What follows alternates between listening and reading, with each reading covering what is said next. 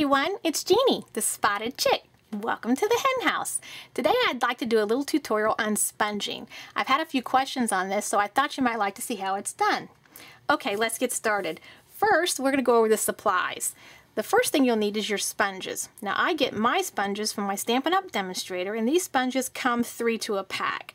Now this 3-pack's going to last you a long time, and you'll see why.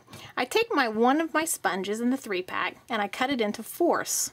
This is still my first sponge of the whole pack, and as you can see, I've only ever used just the 1/4, and I've been using this 1 little quarter for well over a year, so this pack's going to last a while.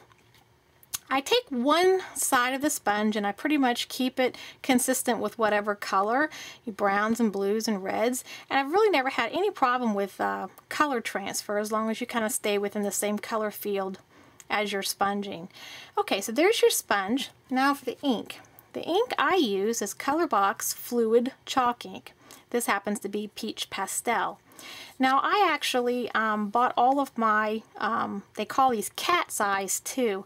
I bought all of my cat's eyes individually, but I have seen them actually sold in stacks, like stacks of 6, like different color coordinated stacks. So I guess that's another way you could purchase them, but I bought mine individually. Okay, so then you have your sponge, your ink, and then of course the image. This is Nurse Margaret. Isn't she cute? A bugaboo stamp.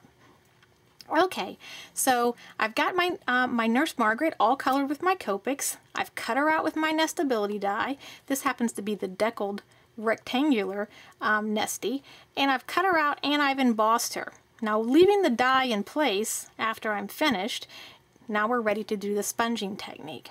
So we're going to lay her down. I'm going to open up my ink.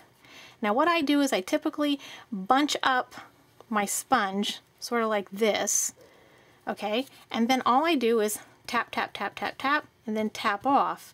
Okay, so then if you, what's really great about these little cat's eye pads is that the drier they get, the older they get, actually the easier they are to work with for this technique. So I can actually go straight from the pad right to the image, and all I do is just tap away. Now if you had a brand new cat's eye, well then you would probably tap off like this to get the majority of the ink off and then go to your image. That way you don't end up putting a big blob of ink right on your image.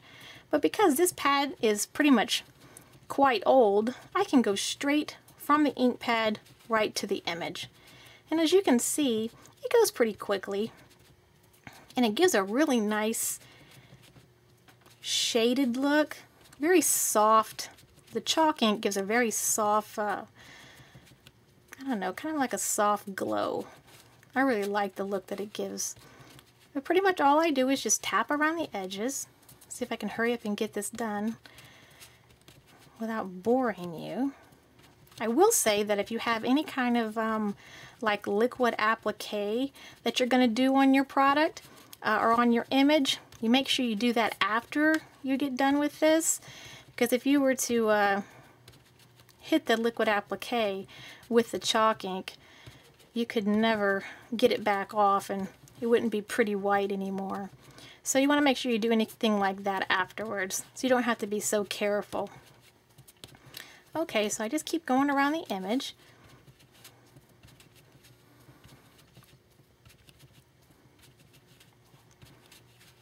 Doesn't take too awful long.